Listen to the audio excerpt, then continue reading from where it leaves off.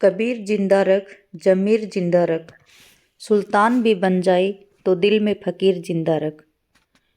हौसलों के तरकस में कोशिश का वो तीर जिंदा रख। हार जाओ चाहे जिंदगी में सब कुछ, मगर जीतने की उम्मीद जिंदा रख। हेलो दोस्तों, आपका स्वागत है आपके अपने यूट्यूब चैनल संघर्ष से शिखर तक। हमारी श्रृंखला थी शुरू हिंदी साहित्य का इतिहास, आचार्य रामचंद्र शुक्ल जी द्वारा लिखित। भाग 3, विषय सूची। काल विभाग के जरिए जनता और साहित्य का संबंध। हिंदी साहित्य के इतिहास के 4 काल। इन कालों का नामकरण का तात्पर्य है इस प्रकार से। शुरू होता है हमारा आदिकाल से। आदिकाल में सामान्य परिचय के अंतर्गत प्रकरण 1 में सामान्य परिचय के अंतर्गत आचार्य रामचंद्र शुक्ल जी ने हिंदी साहित्य का आविर्भाव काल, प्राकृत भाषा हिंदी के सबसे पुराने पद्य, आदिकाल की अवधि, इस काल के आरंभ में अनिर्दिष्ट लोक प्रवृत्ति, रासों की प्रबंध परंपरा, इस काल की साहित्यिक सामग्री पर विचार, अपभ्रंश परंपरा और देसी भाषा। प्रकरण 2 में है अपभ्रंश काव्य। अपभ्रंश काव्य के अंतर्गत आते हैं अपभ्रंश या लोक प्रचलित काव्य भाषा के साहित्य का आविर्भाव काल, इस काव्य भाषा के विषय, अपभ्रंश शब्द की व्युत्पत्ति, जैन ग्रंथकारों की अपभ्रंश रचनाएं और इनके छंद, बौद्धों का वज्रयान संप्रदाय, इसके सिद्धों की भाषा, इन सिद्धों की रचना और उनके कुछ नमूने, बौद्ध धर्म का तांत्रिक रूप, संध्या भाषा, वज्रयान संप्रदाय का प्रभाव, इनकी महासुह अवस्था, गोरखनाथ के नाथ पंथ का मूल, इनकी वज्रयानियों से भिन्नता, गोरखनाथ का समय, नवनाथ, मुसलमानों और भारतीय योगियों का संसर्ग, गोरखनाथ की हठ योग साधना, नाथ संप्रदाय के सिद्धांत, इनका वज्रयानियों से साम्य, नाथ पंथ की भाषा और इस पंथ का प्रभाव, नाथ पंथ के ग्रंथ, इन ग्रंथों के विषय, फिर है साहित्य। साहित्य के इतिहास में केवल भाषा के विकास की दृष्टि से इनका विचार, ग्रंथकार परिचय, विद्यापति की अपभ्रंश रचनाएं, अपभ्रंश कविताओं की भाषा। फिर इसको बोला है प्रकरण 3 में रामचंद्र शुक्ल जी ने आदिकाल को कहा है वीर कथा काल। इसमें है देश भाषा काव्य। देश भाषा जो काव्य हैं उनकी प्रामाणिकता में संदेह है। इन काव्यों की भाषा और छंद, तत्कालीन राजनीतिक परिस्थितियाँ, वीर गाथाओं का आविर्भाव, इनके 2 रूप, रासों की व्युत्पत्ति, ग्रंथ परिचय, ग्रंथकार परिचय। फिर आता है प्रकरण 4। प्रकरण 4 के अंतर्गत आते हैं हमारे फुटकल रचनाएं। फुटकल रचनाएं के अंतर्गत आती हैं लोक भाषा के पद, अमीर खुसरो व विद्यापति की रचनाएं।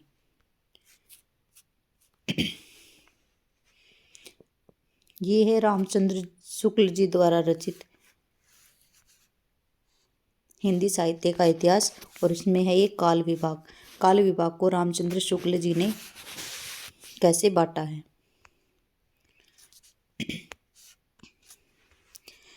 जबकि प्रत्येक देश का साहित्य वहाँ की जनता की चित्तवृत्ति का संचित प्रतिबिंब होता है। रामचंद्र शुक्ल जी का ये कथन हर बार परीक्षा में आता है। बताया गया है कि जब भी प्रत्येक देश का साहित्य वहाँ की जनता की चित्तवृत्ति का संक्षिप्त प्रतिबिंब होता है, तब यह निश्चित है कि जनता की चित्तवृत्ति के परिवर्तन के साथ साथ साहित्य के स्वरूप में भी परिवर्तन होता जाता है। आदि से अंत तक इन्हीं चित्तवृत्तियों की परंपरा को परखते हुए साहित्य परंपरा के साथ इनका सामंजस्य दिखाना ही साहित्य का इतिहास कहलाता है। ये परिभाषा है रामचंद्र शुक्ल जी की साहित्य की के अंतर्गत। जनता की चित्तवृत्ति बहुत कुछ राजनीतिक, सामाजिक, सांप्रदायिक तथा धार्मिक परिस्थितियों के अनुसार होती है। जनता की चित्तवृत्ति वो किसी के अंतर्गत होती है, वो होती है जैसे राजनीतिक हो गई, सामाजिक, सांप्रदायिक और धार्मिक परिस्थितियों के अनुसार जनता की चित्तवृत्ति होती है। अतः कारण स्वरूप इन परिस्थितियों का किंचित दिग्दर्शन भी साथ ही साथ आवश्यक होता है। इस दृष्टि में हिंदी साहित्य का विवेचन करने में यह बात ध्यान रखनी होगी कि किसी विशेष समय के लोगों में रुचि विशेषण का संचार पोषण की दर से किस प्रकार हुआ था। उपर्युक्त व्यवस्था के अनुसार हम हिंदी साहित्य के 900 वर्षों के इतिहास को 4 कालों में विभक्त करेंगे।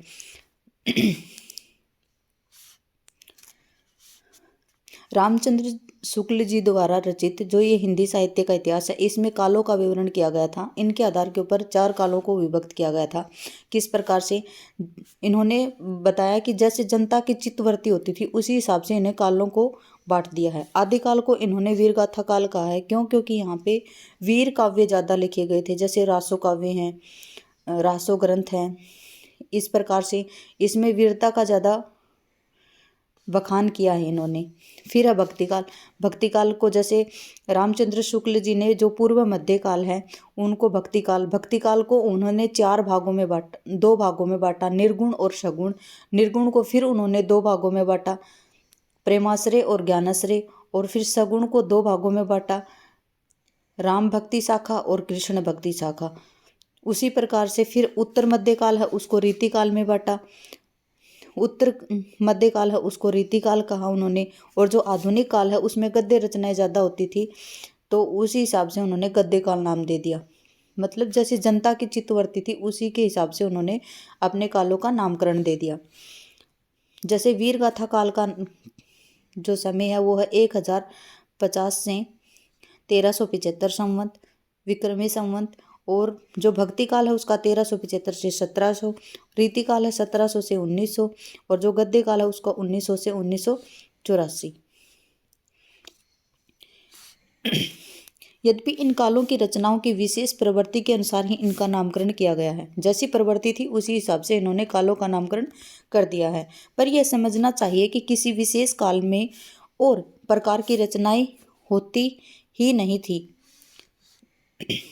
कहा गया कि किसी विशेष काल में और प्रकार की रचनाएं होती ही नहीं थी। जैसे भक्ति काल या रीति काल को लें तो उसमें वीर रस के अनेक काव्य मिलेंगे और वीर राजाओं की प्रशंसा उसी ढंग की होगी जिस ढंग में वीर गाथा काल में हुआ करती थी। कहने का मतलब ये है कि जैसे भक्ति काल और रीति काल है उसमें भी तो वीर रस काव्य लिखे गए थे, क्योंकि रीति काल था उसके अंतर्गत श्रृंगारिक काव्य भी लिखे गए थे। और उसमें क्योंकि ज़्यादातर क्या थे जो कवि थे वो राजाओं के आश्रय में रहते थे, तो वो राजाओं का बढ़ा चढ़ाकर मतलब अतिशयोक्तिपूर्ण उनका वर्णन करते थे वो। तो वीर गाथा जो काल है उसी में ही वीर गाथाएं नहीं लिखी गई थी, वो भक्ति काल और रीति काल में भी लिखी गई थी। अतः प्रत्येक काल का वर्णन इस प्रणाली पर किया जाएगा कि पहले तो उक्त काल के विशेष जो प्रवृत्ति सूचक उन रचनाओं का वर्णन होगा जो उस काल के लक्षण के अंतर्गत होंगी। पीछे संक्षेप में उनके अतिरिक्त और प्रकार की ध्यान देने योग्य रचनाओं का उल्लेख होगा। ये है इनका जो इन्होंने 4 कालों में बांटा है उसके हिसाब से। फिर आता है प्रकरण 1। प्रकरण 1 में इन्होंने दिया था सामान्य परिचय। हमने पढ़ा था जो प्रकरण 1 है उसमें क्या था, सामान्य परिचय। सामान्य परिचय के अंतर्गत क्या आता है, प्राकृत की अंतिम अपभ्रंश अवस्था से ही हिंदी साहित्य का आविर्भाव माना जाता है। किससे, अगर आपसे पूछे कि हिंदी साहित्य का आविर्भाव कब से माना जाता है, जो प्राकृत की जो अंतिम अवस्था कौन सी थी, अपभ्रंश। किस प्रकार से, जैसे प्राकृत है उसको प्रथम प्राकृत, फिर द्वितीय प्राकृत और फिर तृतीय प्राकृत। तो प्रथम प्राकृत को बोलते थे पाली, सेकंड जो दूसरी प्राकृत थी उसको बोलते थे प्राकृत, और जो तृतीय प्राकृत थी उसको बोलते थे अपभ्रंश। तो जो प्राकृत की जो अंतिम अवस्था थी अपभ्रंश, उसी से हिंदी साहित्य का आविर्भाव माना जाता है। कैसे, जैसे जो प्राकृत की जो अंतिम अपभ्रंश अवस्था थी वो थी 500 ईस्वी से लेकर 1000 ईस्वी तक। उस समय जैसे गाथा कहने से प्राकृत का बोध होता था। कैसे, जैसे गाथा कहा जाएगा तो वो है प्राकृत भाषा का, तो प्राकृत का बोध होता था। और जो दोहा कहने से अपभ्रंश या प्रचलित काव्य भाषा का पद्य समझा जाता था। कैसे, जैसे गाथा कहने से प्राकृत का बोध होता था और दोहा कहने से अपभ्रंश का बोध होता था।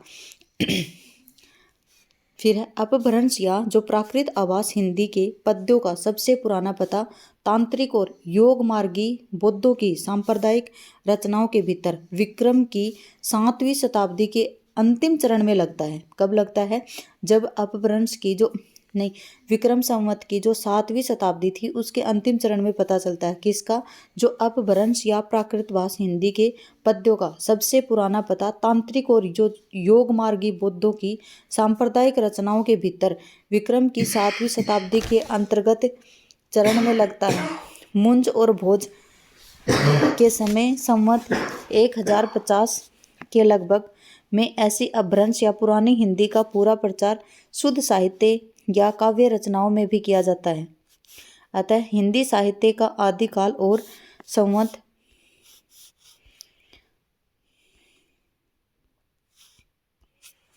1050 से लेकर 1375 तक अर्थात महाराजा भोज के समय से लेकर हमीर देव के समय में कुछ पीछे तक माना जा सकता है। यद्यपि जनश्रुति इस काल का आरंभ और पीछे ले जाती है। संवत 770 में भोज के पूर्व पुरुष राजा मान के सभासद पुष्य नामक किसी बंदी जन का दोहों में एक अलंकार ग्रंथ लिखना बताती है। जैसे शिव सिंह सरोज पर इसका कहीं और कोई प्रमाण नहीं मिलता है। ये कहाँ पे मिलता है? जो शिव सिंह सरोज है उसी में मिलता है, बाकी और कहीं पे इनका प्रमाण नहीं मिलता है। आदिकाल की इस दीर्घ परंपरा के बीच प्रथम 150 वर्ष के भीतर तो रचना की किसी विशेष प्रवृत्ति का निश्चय नहीं होता है। आदिकाल की जो शुरुआत की जो 150 वर्ष का जो समय निकला था उसके अंतर्गत किसी भी प्रकार की प्रवृत्ति को निश्चय नहीं किया जा सकता, क्योंकि यहाँ पे क्या था? धर्म, नीति, श्रृंगार, वीर सब प्रकार की रचनाएं दोहों में मिलती हैं। इसमें जो पहले के जो 150 वर्ष थे उसमें धर्म, नीति, श्रृंगार, वीर सब प्रकार की रचनाएं दोहों में मिलती थी। यह अनिर्दिष्ट लोक प्रवृत्ति के उपरांत जब से मुसलमानों की चढ़ाइयों का आरंभ हुआ तब से हम हिंदी साहित्य की प्रवृत्ति एक विशेष रूप में बंधती हुई पाते हैं। कब? जब मुसलमानों का जब हिंदुस्तान के ऊपर जब मुसलमानों की चढ़ाई हुई तब से हिंदी साहित्य की प्रवृत्ति में एक विशेष रूप से बंधती हुई नजर आती है हमें।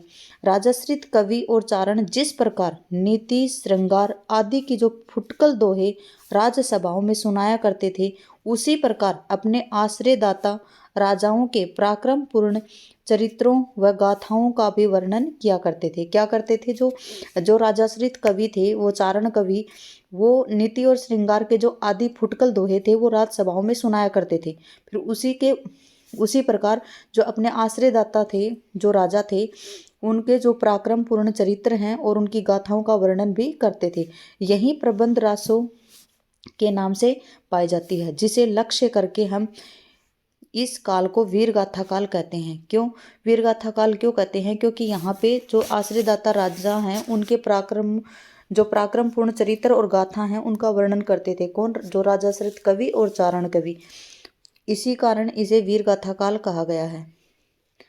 आगे देखते हैं। दूसरी बात इस आदि काल के संबंध में ध्यान देने की यह है कि इस काल की जो साहित्यिक सामग्री प्राप्त है उसमें कुछ तो असंदिग्ध है और कुछ संदिग्ध है। असंदिग्ध सामग्री जो कुछ प्राप्त है उसकी भाषा अपभ्रंश अर्थात प्राकृत भाषा है, जो कि प्राकृत रूढ़ियों से बहुत कुछ बधी हुई है। जो इस अपभ्रंश या प्राकृत आवास हिंदी का अभिप्राय यह है कि यह उस समय की ठीक बोलचाल की भाषा नहीं है। कौन सी? जो प्राकृत आवास हिंदी है, जो प्राकृत आवास भाषा है वो उस समय की ठीक बोलचाल की भाषा नहीं है। किस समय की? आदिकाल की। जिस समय की इनकी रचनाएं मिलती हैं उस समय के कवियों की भाषा है। कवियों ने काव्य परंपरा के अनुसार साहित्यिक प्राकृत के पुराने शब्द तो लिए ही हैं, जैसे पीछे की हिंदी में तत्सम संस्कृत शब्द लिए जाने लगे। विभक्तियां, कारक चिन्ह और क्रियाओं के रूप आदि बहुत कुछ अपने समय से कई सौ पुराने रखे गए हैं। बोलचाल की भाषा घिस घिसाकर बिल्कुल जिस रूप में आ गई थी, जिस रूप में आ गई थी सारा वही रूप न लेकर कवि चारण आदि भाषा बहुत कुछ वह रूप व्यवहार में लाते थे जो उनसे कई सौ वर्ष पहले से कवि परंपरा रखती चली आती थी। कहने का मतलब है कि इस भाषा में बहुत ज़्यादा विभक्तियाँ, कारक चिन्ह, क्रियाओं के रूप भी बहुत कुछ समय से जो कई सौ वर्ष पुराने थे उनको ही रखा गया था, और जो बोलचाल की इनकी भाषा थी उसको घिस घिसाकर बिल्कुल जिस रूप में आ गई थी ना उसी रूप में उन्होंने नहीं लिया। कवियों और चारणों ने उस रूप में नहीं लेकर उसमें कुछ रूप व्यवहार में मतलब उसमें चेंज कर दिया उन्होंने, और जो कई सौ वर्ष पहले की कवि परंपरा रखती थी उसी को वो रखते चले आ रहे थे। फिर है अपभ्रंश के जो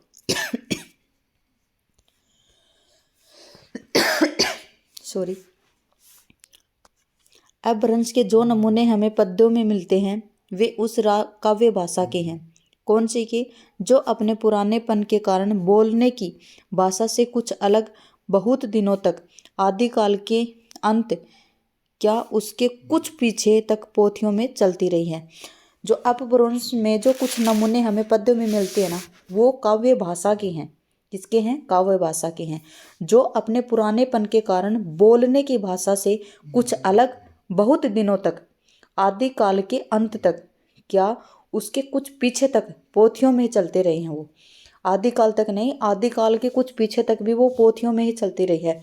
विक्रम की 14वीं शताब्दी के मध्य एक और पुरानी परंपरा के कोई कवि संभवतः सारंगधर जो कि हम्मीर की वीरता का वर्णन ऐसी भाषा में कर रहे थे। कौन सी भाषा में?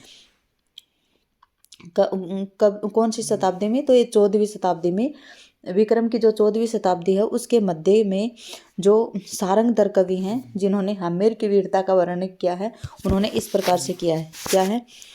चलिए वीर हम्मीर पाएभर मेणी कंपई दिग्मग्न है अंधार धुली सुर रह अच्छाई दी। दूसरी ओर खुसरो मियाँ दिल्ली में बैठे ऐसी बोलचाल की भाषा में पहेलियां व मुकरियां कर रहे थे। कौन सी? एक नार ने अचरज किया सांप मार पिंजरे में दिया। इस प्रकार 15वीं शताब्दी की में एक और तो विद्यापति बोलचाल की मैथिली के अतिरिक्त इस प्रकार की जो प्राकृताभास पुरानी काव्य भाषा भी बनते रहे हैं। बालचंद बिजावई भाषा दूहू नहीं लग गई दुज्जन हासा। और दूसरी ओर कबीरदास जी अपनी अटबटी बाणी इस बोली में सुना रहे थे। अगिन जो लागी नीर में कंदो जलिया झारी उत्तर दक्षिण के पंडिता रहे बिचारी बिचारी। क्या कहा है कबीरदास जी की? कौन सी अटपटी भाषा है इसमें? अगिन जो लागी नीर में कंदो जलिया झारी उत्तर दक्षिण के पंडिता करे बिचारी बिचारी। सारांश यह है कि अपभ्रंश की यह परंपरा विक्रम की 15वीं शताब्दी के मध्य तक चलती रही। कब तक? 15वीं शताब्दी के मध्य तक चलती रही। किसकी? अपभ्रंश की परंपरा। एक ही कवि विद्यापति ने दो प्रकार की भाषा व्यवहार की है। किस प्रकार से? पुरानी अपभ्रंश भाषा और बोलचाल की देसी भाषा। इन दोनों भाषाओं का भेद विद्यापति ने स्पष्ट रूप से सूचित किया है। देसिल बैना सब जन मिठा ते तेसन जंपौ अवट्टा। अवट्ट यहाँ पे भाषा का नाम है, अर्थात देसी भाषा बोलचाल की भाषा सबको मीठी लगती है। जैसे देसिल बैना सब जन मीठा, मतलब जो अपने बोलचाल की भाषा है वो सबको मीठी लगती है। इससे वैसा ही अपभ्रंश जैसे देसी भाषा मिला हुआ रूप मैं कहता हूँ, इससे वैसा ही अपभ्रंश में मैं कहता हूँ विद्यापति ने अपभ्रंश से भिन्न प्रचलित बोलचाल की भाषा को देसी भाषा कहा है। अतः हम भी इस अर्थ में इस शब्द का प्रयोग कहीं कहीं आवश्यकतानुसार करेंगे। इस आदिकाल के प्रकरण में पहले हम अपभ्रंश की रचनाओं का संक्षिप्त उल्लेख करके तब देश भाषा की रचनाओं का वर्णन करेंगे। आज हम यही तय करेंगे।